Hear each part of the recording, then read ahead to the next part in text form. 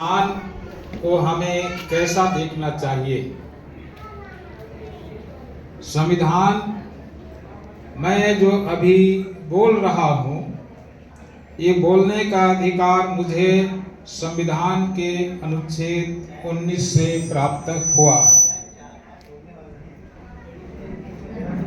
आप लोग भी यहाँ पर सभा कर रहे हैं, सम्मेलन कर रहे हैं, यह भी अधिकार संविधान से हमें मिला है। अभी जो बच्चियाँ यहाँ पर डांस करके, नृत्य प्रदर्शन करके गई हैं, यह भी अधिकार संविधान से ही मिला है।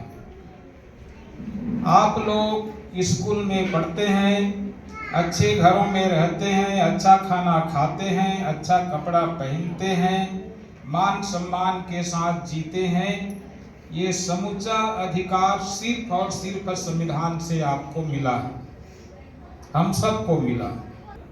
व्यवसाय पसंद करने का, चुनने का अधिकार भी संविधान से ही हमें मिला है। तो भारत का संविधान 26 नवंबर 1949 के दिन बन के तैयार हुआ, तब से आज 75 साल हो गया। और 26 जनवरी 1950 में लागू हुआ, तब से भी 75 साल होने जा रहा है। 75 साल में जो जयंती मनाते हैं वो हीरक जयंती कहलाती है। 25 साल में रजत जयंती मनाया जाता है। प्रत्येक वर्ष उसका दिवस मनाया जाता है किसी भी वस्तु के लागू होने का। 25 साल में रजत जयंती, 50 साल पूरा होता है तो स्वर्ण जयंती मनाई जाती है। 75वें साल में हीरक जयंती होती है और 100 साल में शताब्दी वर्ष मनाते हैं। संविधान के लागू हुए 75 साल हो गया तो हम उसकी जयंती मनाने के लिए यहाँ इकट्ठा हुए।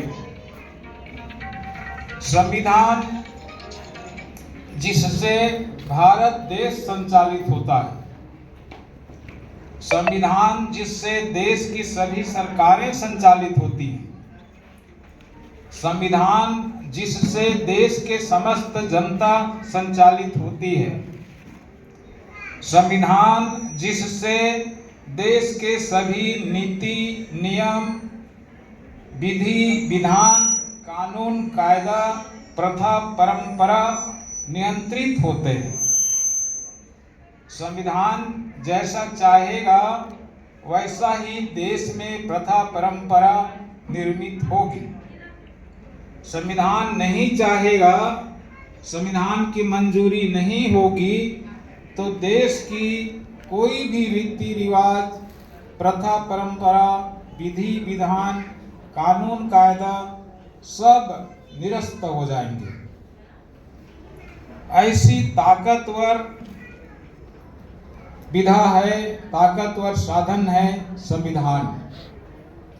संविधान देश की सर्वोच्च नियमावली है। नियम के क्षेत्र में रीति, नीति, प्रथा, परंपरा, विधि, विधान, कानून, कायदा सबसे ऊपर है भारत का संविधान। संविधान सर्वोपरि है, सबसे ऊपर है। जितनी ताकत है देश में उन सभी ताकत से ऊपर है। बड़ी बड़ी ताकत देश की कौन सी बड़ी ताकत है? जहां से देश की तकदीर लिखी जाती है, संसद भवन। संसद में पहुंचने के लिए बाबा साहब अम्बेडकर ने आह्वान किया था कि सत्ता के इस मंदिर पे कब्जा करो, उंगली दिखाते हुए सत्ता के इस मंदिर पे कब्जा करो, क्योंकि यहीं पर बैठ के देश का तकदीर लिखा जाता है। तो उस संसद से भी और ऊपर है भारत का संविधान। भारत का संविधान सुप्रीम कोर्ट से भी ऊपर है। सुप्रीम कोर्ट का फैसला पूरा देश में लागू होता है, लेकिन उससे भी ऊपर है भारत का संविधान। भारत का संविधान देश में जितने धर्म गुरु हैं, धर्म ग्रंथ हैं, उससे ऊपर है और राष्ट्रपति से भी ऊपर और प्रधानमंत्री से भी बहुत ऊपर है भारत का संविधान, ताकत के क्षेत्र में, प्रभाव के क्षेत्र में। तो ऐसा संविधान को तो आप सब लोगों ने पढ़ लिया होगा। जिन लोगों ने कम से कम एक बार पढ़ा है वो लोग हाथ उठाएं। मेरी नज़र कमज़ोर है तो मैं 5-6 हाथ देख पा रहा हूँ। आप लोग देखेंगे तो हो सकता है सभी लोगों ने हाथ उठाया हो। भारत का संविधान 75 साल से देश में लागू है। भारत के संविधान को अंबेडकर जी अपने साथ लेके चलते हैं। जहां भी अंबेडकर की तस्वीर है, अंबेडकर की मूर्ति है, तो वो संविधान को पकड़े हुए हैं। भारत के संविधान से हम सब लोगों का सारा अधिकार मिलता है। उसी संविधान की वजह से आप लोग नौकरी करते हैं। उसी संविधान के दिए हुए अधिकार की वजह से आप लोग संपत्ति रख सकते हैं घर में। उसी संविधान की वजह से आपको मान सम्मान मिलता है। मैं जो बात कह रहा हूं, संविधान के एक एक अनुच्छेद की बात कह रहा हूं जो संविधान में लिखा है। मुझे पूरा संविधान पढ़ने का, पढ़ाने का उतना वक्त नहीं मिलेगा अभी, इसलिए अपने शब्दों में उन बातों को मैं कह रहा हूं। हम लोग यहाँ पे सुरक्षित हैं। अभी हमें किसी बात का भौतिक खतरा नहीं है कि कोई आके मारपीट करके यहाँ से भगा देगा, ऐसी कोई खतरा नहीं है। ये भी संविधान के अनुच्छेद 46 की देन है। मैं वकालत करता हूँ, वकालत करने का अधिकार संविधान के अनुच्छेद 19(6) से मुझे मिला है। आप कोई नौकरी करते हैं तो नौकरी करने का अधिकार संविधान का अनुच्छेद 16(4) से आपको मिला है। आप कोई व्यवसाय करते हैं तो कोई भी व्यवसाय करने का अधिकार संविधान से ही मिला है। आप कोई चुनाव जीत के किसी पद में बैठे हैं या जाते हैं या गए थे तो ये भी अधिकार आपके अधिकार के अंतर्गत नहीं माना जाता।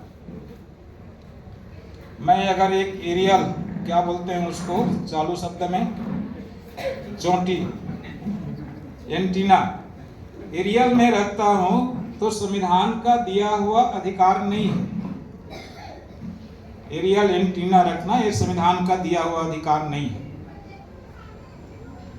कोई दावा नहीं कर सकता कि मेरी एरियल को किसी ने काट दिया या बंद करा दिया तो किसी कोर्ट में उसकी सुनवाई नहीं होगी कि उसका एरियल को फिर से स्थापित करो, ऐसी सुनवाई नहीं होगी, क्योंकि ये आपका संवैधानिक अधिकार नहीं है। लेकिन संविधान ने जो अधिकार दिया, उस अधिकार को कोई छीनता है तो उसको कोर्ट में आप चुनौती दे सकते हैं, दावा कर सकते हैं, उस अधिकार को हासिल कर सकते हैं। संविधान प्रदत्त अधिकार का मतलब ही है कि उस अधिकार को कोई छीन नहीं सकता। तो संविधान ने क्या क्या अधिकार दिया है, सारा अधिकार आप पहचानते हैं। 75 साल से संविधान है, दुनिया का सबसे अच्छा संविधान है, दुनिया के सबसे बड़े लोकतांत्रिक देश के हम नागरिक हैं। अरे गहरे नागरिक नहीं, बुद्धिजीवी नागरिक हैं, पढ़े लिखे नागरिक हैं, समझदार नागरिक हैं। दुनिया के सबसे अच्छा संविधान, दुनिया के सबसे बड़े लोकतांत्रिक देश में, दुनिया के सबसे बड़े बुद्धिजीवी नागरिक पढ़ते हैं, उनके पहुंच के भीतर है, पर वो नागरिक संविधान ने उनको कौन कौन सा अधिकार दिया है आज तक नहीं जानते। सारे अधिकारों की पहचान आपको नहीं है। अब आप पहचानते नहीं तो उसके लिए लड़ोगे कैसे, ये एक सवाल। जिनको हम यहाँ से चुनाव जिता के भेजते हैं, किसी को ग्राम पंचायत में, किसी को जनपद पंचायत, किसी को जिला पंचायत, किसी को विधानसभा, किसी को लोकसभा में, जो चुनाव जीत के जाते हैं वहाँ आप जानते हैं वहां जाते ही सबसे पहला काम क्या करते हैं? हम लोगों ने चुनाव जिता के भेज दिए, वहां जाएंगे संसद में, विधानसभा में, तो संविधान, भारत का संविधान, यहाँ का संविधान कहाँ गया जी? उसको दो ना, पूजा वूजा हो गया होगा तो है? इंडिया का नहीं है सर, पढ़ने का दिखाने के लिए रखा है। अच्छा, ताकि आप लोग अम्बेडकर की प्रतिमा को देखें तो भूल से इसको भी आपकी नजर पड़ जाए इसमें, इसलिए वहां रखा गया है। ठीक है, हाँ। तो यह जो संविधान है, अब मेरे एक हाथ कम पड़ गए हैं,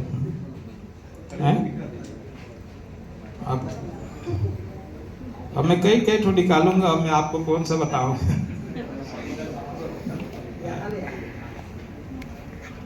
तो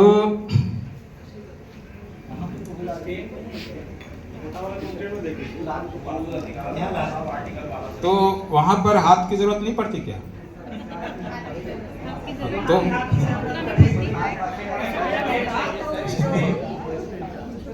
तो ये भारत का संविधान है, इसमें इतनी ताकत है कि इसी के मुताबिक देश चलता है, इसी में सारा अधिकार आपका निहित है, और ये दुनिया का सबसे अच्छा संविधान है।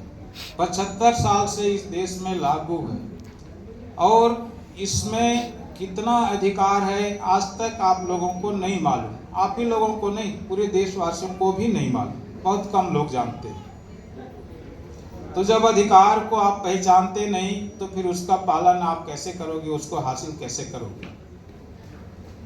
अभी संविधान के अनुच्छेद 51 का को पढ़ा गया, हमारे अनमोल बुद्ध जी ने पढ़ा, थोड़ा सा लड़खड़ाए उसमें पढ़ने में, उसमें साफ कहता है कि देश का नागरिक भारत का संविधान का पालन करेगा।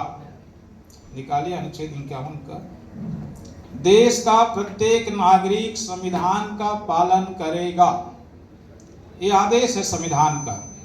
संविधान का आदेश मतलब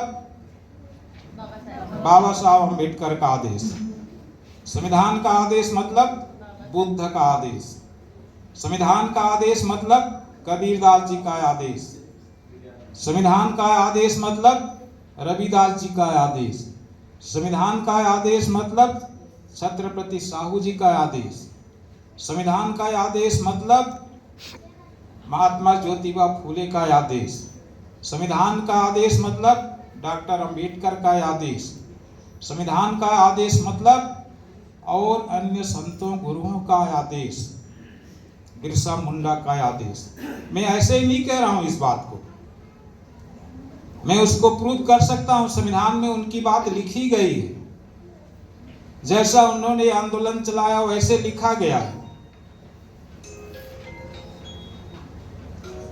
महात्मा ज्योतिबा फूले का आंदोलन किस बात का था? शिक्षा का। क्या कहते थे कि देश के हर एक लोगों को, हर एक नागरिक को, हर एक बच्चों को पढ़ने लिखने का अधिकार होना चाहिए। ये फूले जी का आंदोलन है। संविधान का क्या आदेश है कि देश के प्रत्येक बालक बालिकाओं को 6 से लेके 14 साल तक के उम्र तक उनको अनिवार्य और निःशुल्क शिक्षा पाने का अधिकार है। जैसा फूले ने कहा वैसा संविधान में लिखा गया। फूले ने कब कहा? फूले ने पहले बोला कि संविधान में पहले लिखा गया? फूले ने ये बात 1848 में कहा, संविधान में वो बात 1948 में लिखा गया, 100 साल बाद। तो फूले के कही हुई बात को संविधान में दर्ज किया गया है। तो संविधान का आदेश मतलब फूले जी का आदेश। साहू जी का आंदोलन क्या था?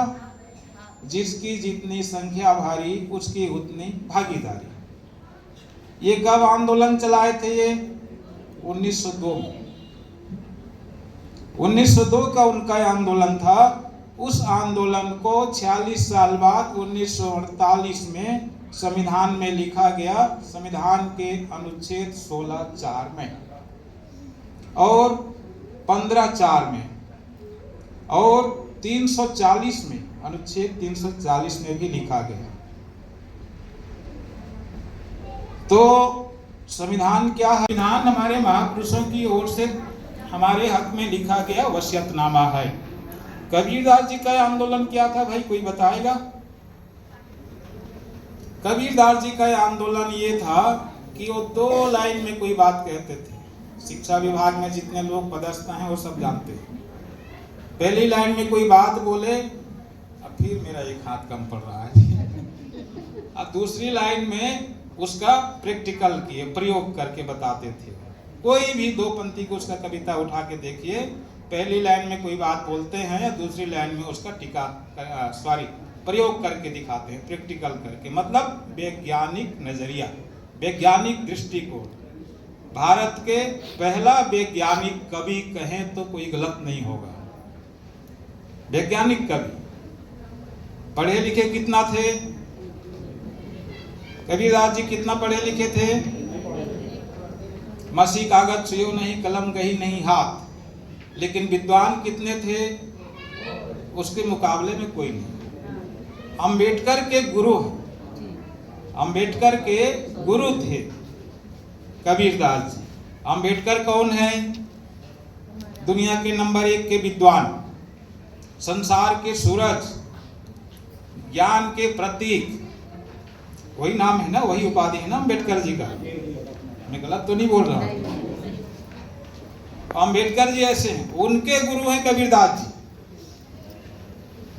अंबेडकर जी दुनिया के नंबर 1 के विद्वान,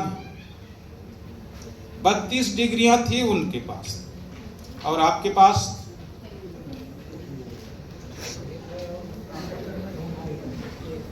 पास भारत के किसी भी इंसान के पास, अरे असली को छोड़िए, फर्जी डिग्रियां को भी मिला करके 32 डिग्री किसी के पास नहीं है। फर्जी डिग्रियों को भी लाओगे तो पर भी उतना नहीं है। तो ऐसे विद्वान थे, उनके गुरु रविदास जी, कबीरदास जी। तो उनकी बात को संविधान के अनुच्छेद 51 के ज में लिखा है। क्या लिखा है? देश के प्रत्येक नागरिक का दृष्टिकोण वैज्ञानिक होगा। पढ़ रहे थे बौद्ध जी, लेकिन थोड़ा लड़खड़ा रहे थे। तो इस देश के सभी नागरिकों का दृष्टिकोण वैज्ञानिक होगा। वैज्ञानिक दृष्टिकोण क्या है? विज्ञान की क्या परिभाषा है भाई? किसी भी बात का क्रमबद्ध अध्ययन विज्ञान कहलाता है। तर्क संगत अध्ययन, तर्क संगत चर्चा, वो विज्ञान का अंश होता है। उसमें आदमी इधर से पैदा हो रहा है, इसको वैज्ञानिक व्यक्ति, विज्ञान सम्मत व्यक्ति, वैज्ञानिक विचारधारा का व्यक्ति इसको नहीं मान सकता, वो तर्क करेगा। तो साथियों, कबीरदास जी की जो बातें हैं संविधान के अनुच्छेद 51 के कंडिका ज में लिखा हुआ है। मैंने रविदास जी का जिक्र किया। रविदास और कबीरदास समकालीन हैं। आज से 700 साल पहले हुए थे, बनारस में हुए थे। उनका आंदोलन क्या था कि ऐसा चाहूं राज में जहां मिले सबन को अन्न, छोटन बड़ो सब सम बसे, छोटन बड़ो सब सम बसे, सामाजिक रूप से, आर्थिक रूप से बराबरी से बचे। तो रविदास रहे प्रसन्न। ये रविदास जी का आंदोलन था। संविधान में इसको लिखा है कहीं? संविधान में लिखा है। संविधान के अनुच्छेद 38 के कंडिका 2 में लिखा है। क्या लिखा है कि राज्य सरकार, जिसकी भी सरकार, वो ये काम करेगी कि आय की असमानता, आय की असमानता, एक 100 कमाता है, दूसरा 1000 कमाता है, तीसरा लाख कमाता है, चौथा करोड़ कमाता है। एक ही दिन में कितना फर्क है देश में। तो इसको असमानता कहते हैं। तो रविदास जी का आंदोलन किया था कि इसको ऐसा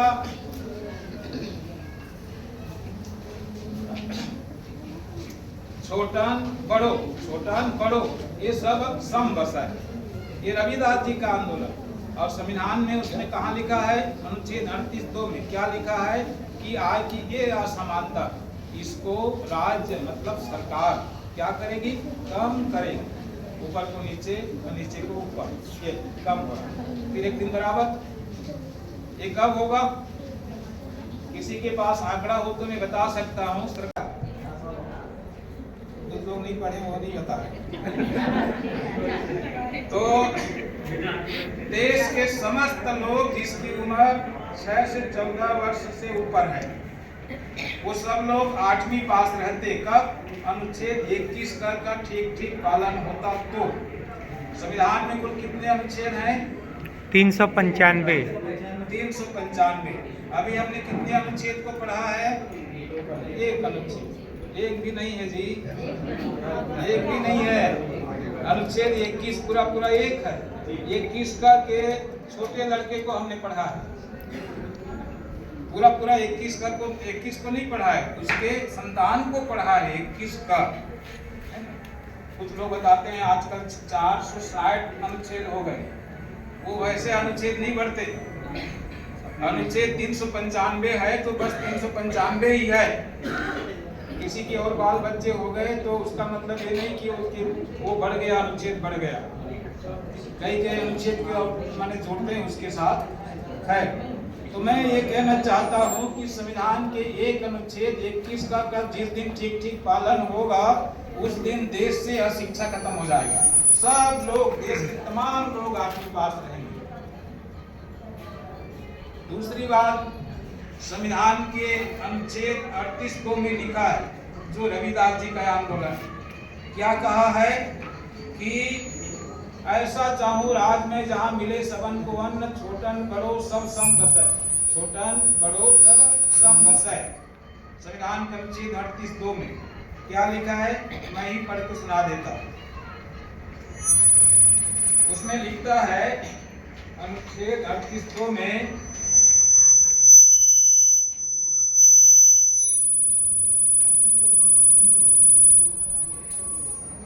कि राज्य विशिष्टतया आय की असमानताओं को कम करने का प्रयास करेगा।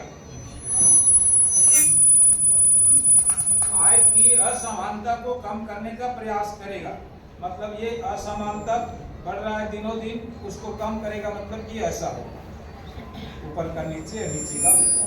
मेरा कहना ये है कि ऊपर वाला नीचे आने को तैयार नहीं है ना। तो ठीक है, तैयार नहीं है तो सरकार से एक गुजारिश है कि उसको वहीं रहने दो, तब तक वहाँ रहने दो जब तक कि नीचे के लोग यहाँ तक ना आए। इसमें तो कोई गलत नहीं है, ये काम होना चाहिए। और इसीलिए इसको मैं इस ढंग से समझा रहा हूँ तो मेरे ख्याल से सबके दिमाग में बात बैठ रही है। और माइक पकड़ के एक हाथ में समझाने से ऊपर जा रहा है कि नीचे जा रहा है पता नहीं चलता। तो मैं कहना चाहूँगा कि ऐसा जो व्यवस्था है उसको ऐसा करने का आदेश सरकार संविधान में दिया। जो लोग शपथ खाते हैं, क्या शपथ खाते हैं कि संविधान में जैसा लिखा है वैसा काम करेंगे। संविधान में कैसा लिखा है? अनुच्छेद 21 पढ़े अभी हमने, अनुच्छेद 38(2) की बात मैंने किया, सिर्फ 2 अनुच्छेद की बात किया, बाकी कितने रह गए? और 393 अनुच्छेद और बचे। सबको पढ़ाऊं रात 2 दिन तक चलेगा? कम पड़ेगा। तो मैं कहना चाहता हूं कि संविधान के पालन होने से ही संविधान का फायदा हमको होता है। अच्छा संविधान है, इसमें कोई शक नहीं, लेकिन उसका पालन होगा तब उसका लाभ हमको मिलेगा। जैसा लिखा है वैसा काम होगा तब उसका लाभ मिलेगा। पहली बात यह है उसके लिए कि संविधान में कैसा लिखा है आप जानते नहीं। संविधान में कैसा लिखा है वो जानता नहीं जो शपथ खा रहा है। संविधान में कैसा लिखा है वो भी नहीं जानता जो शपथ खिला रहा है। 3 चीज, शपथ खिलाने वाला, शपथ खाने वाला और पालन होने पर लाभ लेने वाला, ये 3 लोग। शपथ दिलाने वाला कौन दिलाता है? राष्ट्रपति। शपथ दिलाने वाला को संविधान की पर्याप्त जानकारी नहीं और शपथ खाने वाला को भी संविधान की पर्याप्त जानकारी नहीं और संविधान के पालन होने से जिसको लाभ पाने वाला है, लाभ लेने वाला, उसको भी संविधान की जानकारी नहीं। तो इसका क्या प्रभाव पड़ेगा? इसका ये प्रभाव पड़ेगा, संविधान का पालन हो तो ठीक, ना हो तो ठीक। संविधान के खिलाफ कोई जाए तो ठीक, ना जाए तो ठीक। हमें पता नहीं चलेगा कि संविधान का समर्थन में या संविधान आप जो काम कर रहे हैं वो संविधान के समर्थन में है कि विरोध में है, हमको पता नहीं चलेगा, क्योंकि हम जानते नहीं। तो इसलिए मैं आप लोगों के माध्यम से पूरे भारतवासियों से निवेदन करना चाहता हूं कि संविधान की आप जानकारी रखो, पर्याप्त जानकारी रखो। दुनिया के लोग देख के हंसते हैं, भारतवासियों को देख के हंसते हैं। ये कैसा समाज है? दुनिया का श्रेष्ठ संविधान पाया है, 75 सालों से पाया है और आज तक एक बार नहीं पढ़ा, 75 पेज भी नहीं पढ़ा। आप लोग समझ रहे हैं कि आप लोग चुप के नहीं पढ़ रहे हैं, तो इसे दुनिया को पता नहीं है, सबको मालूम है। आप काम करते हैं तब मालूम होता है उसको, अभी नहीं मालूम। आप ऐसे कुछ काम करते हैं तब दुनिया को पता चलता है। कैसे? पिछड़ी जाति के हक में छत्रपति साहू जी ने जो आंदोलन चलाया, संविधान के अनुच्छेद 340 में लिखा कि सामाजिक और शैक्षणिक रूप से पिछड़े हुए लोगों को उनकी जनसंख्या के अनुपात में हिस्सेदारी दी जाएगी। दिया 1990 में लागू हुआ मंडल कमीशन, पिछड़ी जातियों को उसकी जनसंख्या के मुताबिक तो नहीं लेकिन आधा दिया। घोषणा किया कि 52% जनसंख्या पिछड़ी जाति के लोग, 52 के आधा 27% इसको हक दिया जाता है।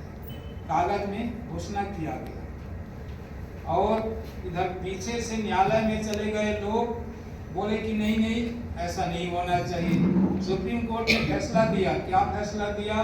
वो ये फैसला दिया कि इसके अंतर्गत क्रीमी लेयर जो आर्थिक रूप से संपन्न है उसको उसका हक नहीं मिलेगा। संविधान में क्या लिखा है अनुच्छेद 16(4) में कि सामाजिक और शैक्षिक रूप से जो पिछड़ा हुआ है उसको ये अधिकार मिलना है, जिसकी जितनी संख्या भारी उसकी भागीदार है। और सुप्रीम कोर्ट ने क्या फैसला दिया? आर्थिक रूप से अगर वो संपन्न है तो उसको नहीं मिलेगी। संविधान सामाजिक और शैक्षिक आधार बनाता है और सुप्रीम कोर्ट आर्थिक आधार बनाता है। दुनिया के लोग ये फैसला को पढ़ते हैं तो वो समझ जाते हैं। आप लोगों ने समझा? नहीं समझा।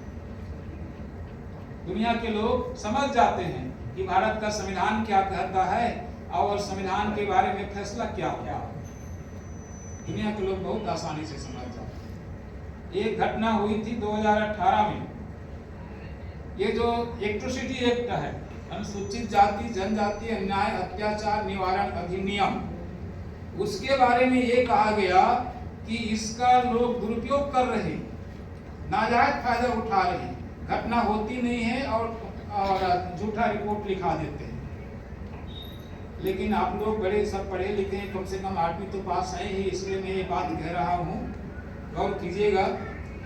तो वो जो प्रक्रिया है, मैं जानता हूँ 42 साल से वकील हूँ, वो प्रक्रिया ये है कि आप रिपोर्ट लिखाओगे कि गैर अनुसूचित जाति और अनुसूचित जनजाति का सदस्य, गैर सदस्य, वो हमारे साथ कुछ अन्याय किया, गलत किया, तो हमने उसके खिलाफ रिपोर्ट दर्ज कराई।